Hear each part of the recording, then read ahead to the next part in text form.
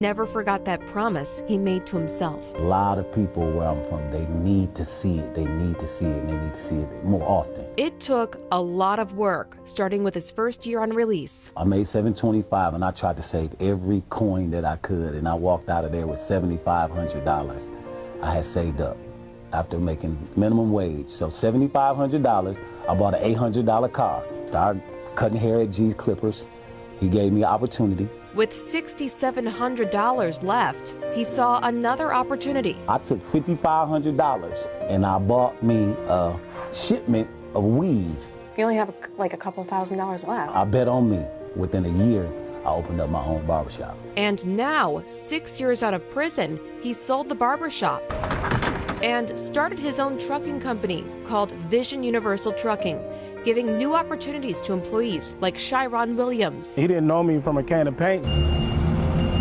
Being from the same city and going through the same turmoil, for him to come and just pick up others and give them a chance, that's how that helped me. Hennings has written 2 books about his commitment to the community, and he speaks to men in the Waupun prison he got out of. Try to lift morale and say, man, look at me. I still got my prison ID in my wallet. I can show you. And some guys have gotten out. State records show the chances of prisoners reoffending after their release could depend on where they live. In Milwaukee, reincarceration is at more than 43%. Surrounding counties are slightly lower, at 36 to about 40%. The Department of Corrections' most recent numbers, broken down by race, shows black prisoners have a 10% higher chance of reincarceration compared to white prisoners, showing why Hennings' encouragement makes all the difference. There's no failures, there's quitters. What an inspiration. Now, if you would like to read more about Hennings' story or purchase any of his books, we have a link for you. All you have to do is head over to tmj4.com. Coming up after the break, biker clubs aren't really known for their soft sides, but we're going to show you how a Milwaukee club is coming together to support children. But first, a sneak peek of how some iconic winter headgear is made. But before we go, don't forget lunch with me every Wednesday at 12:30 on Facebook Live. I chat with somebody who's doing good in the community, who inspires, and is truly positively Milwaukee. I recently talked to Amali Bowling, the co-founder and vice president of Chosen. Now that's an organization supporting foster and adoptive families that can help children have a safe and loving home. So if you would like to chat with amazing people like Amali, tune in with me every Wednesday for Lunch with Carole at 12:30 and leave a question or comment. I'd love to hear from you. We'll be back.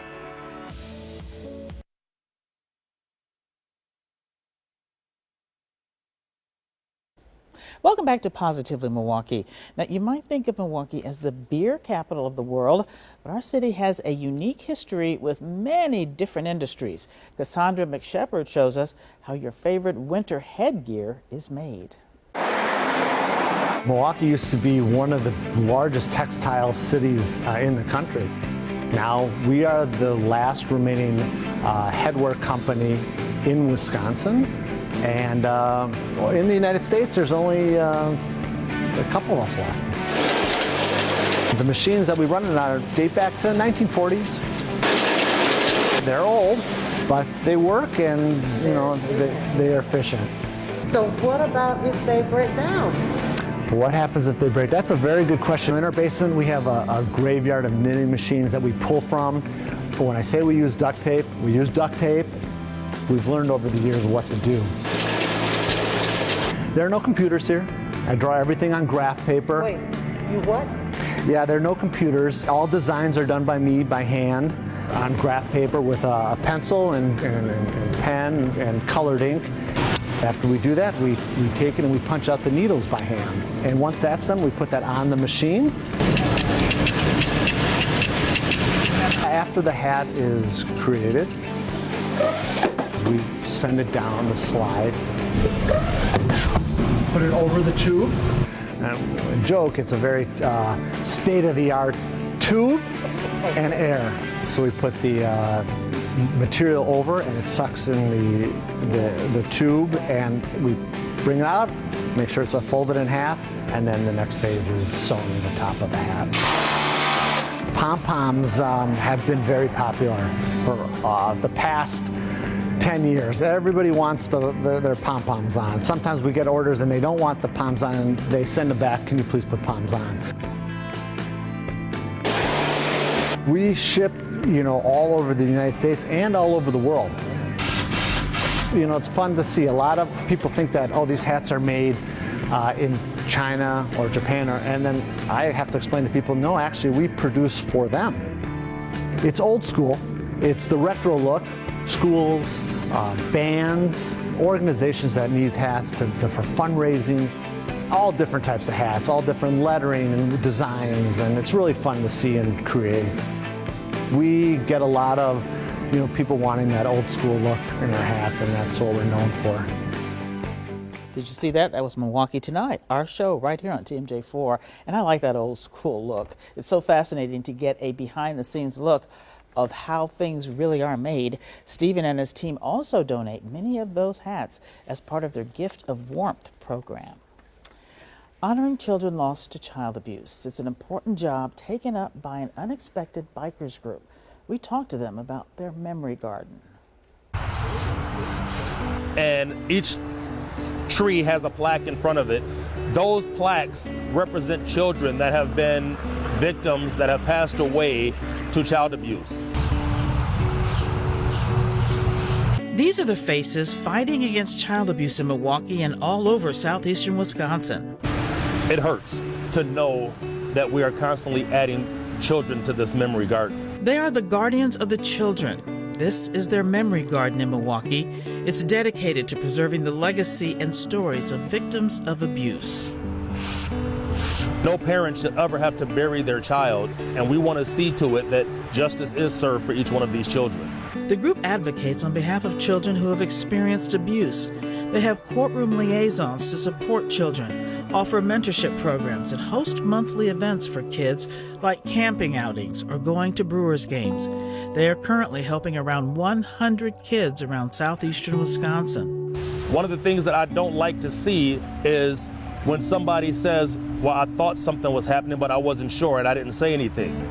I want people to speak up for these children ahead of time before it gets to the point that they're in our garden. The Guardians of the Children say there are ways for you to help. You can find more information by searching the Guardians of the Children on TMJ4.com. We want these children to go from victims to victors. And give these kids their childhoods back, making sure they don't have to create any more memorials like these. Absolutely. Now, Guardians of the Children has chapters all over the U.S. and Canada. They truly are bikers who care. We'll be back with the story of a Wisconsin man who just attended one of the world's most important fashion weeks, and he's headed back for more. But first, let's meet our Positively Milwaukee Pet of the Week. Hi, I'm Johanna with HAWS, the Humane Animal Welfare Society, and today I'm joined by my Positively Milwaukee friend, Everest. Everest is a 7-year-old Border Collie Lab mix. Unfortunately, she came to us when her owner lost their home and no longer had somewhere they could keep her, so she has lived with families. We're recommending older kids, 16 and older, because she is a little bit sensitive around some people. She's a little bit shyer and she needs people that will respect her space if needed. She does like other dogs, so depending on the dog candidate, she may be able to live with another dog, and she seems really respectful of cats. So Everest has been with us since November of last year, and we would like to give this sweet girl a home. If you are interested in finding out more about Everest or any of the other animals that we have here for adoption, please go to hawspets.org or give us a call at 262-542-8851 to find out who we have here that's Positively Milwaukee.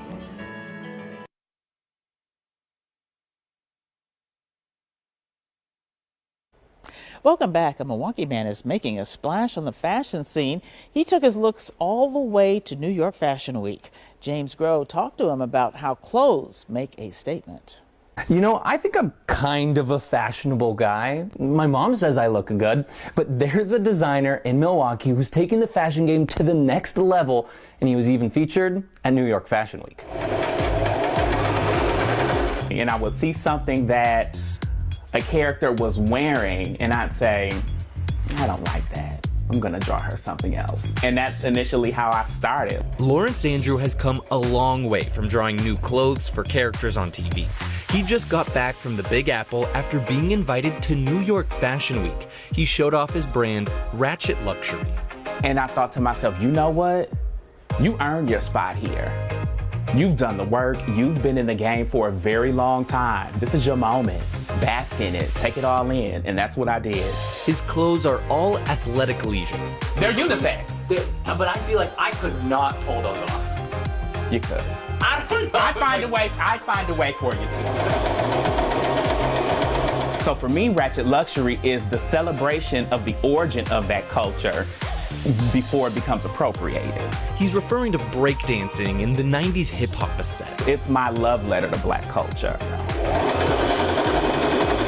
Being at Fashion Week was not just a big deal for him as a designer, but also as a person. He wants to show other queer men of color anything is possible. And that's why it's important for me to live my best life out loud, so that they can see that they're available to do so as well.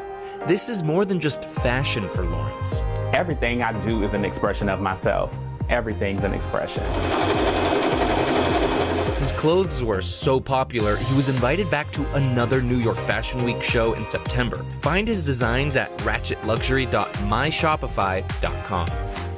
Wow, congratulations. Now, if you'd like to check out that link, we have it for you at tmj4.com. And good luck to Lawrence for the September fashion show. That would be fun to see more of his great looks. Well, a Racine boy got a very special gift to make up for a terrible tragedy. Uba Ali talked to the young man about why that gift was perfect in every way. 9-year-old Austin Loschek lost everything, including his beloved kitten, to an apartment fire here at the Maples. Community members showed up here at Wadowitz Elementary School with a gift that was perfect in every way. I'm pretty happy. Happy with tears of joy in his eyes. What was the hardest part about the fire for you personally? My cat. What do you miss most about Lily? Honestly, her face. Austin lost his cat Lily to the fire, and after a tough couple of weeks of heartache, he found a new reason to smile. So I know that we can't ever replace Lily, but this beautiful little girl's all yours, buddy. Thank you. I was crying because I didn't think I would get another cat.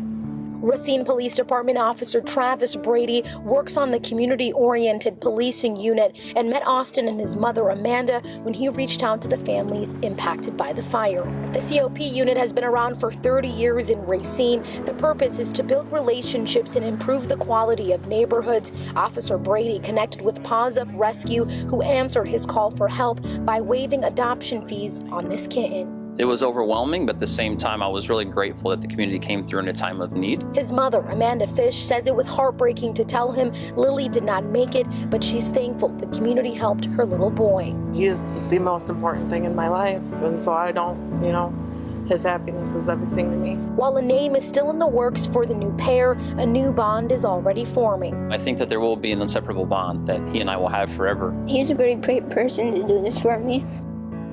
Oh, that is so sweet. Brady and his family